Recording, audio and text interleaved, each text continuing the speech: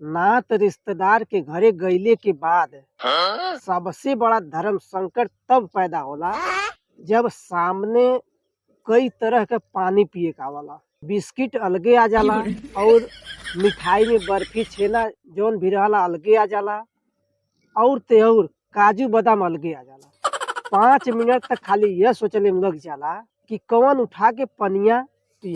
अगर बिस्किट उठा के पानी पियत है तो ई सोचे के पड़ जाला कहीं नात बात ई न सोच ले कि लगाता घरे काजू बादाम नहीं खा ले, ऐसे आदत ही नहीं पड़ल बा। अगर कहीं काजू बादाम उठा खा लेते हैं तो ई सोचे के पड़ जाला कहीं लोग ई न सोच के बैठ जा कि लगाता काजू बादाम पौल ही नहीं बाटे, एकरे वजह से काजू बादाम पहिले उठा खाते हैं।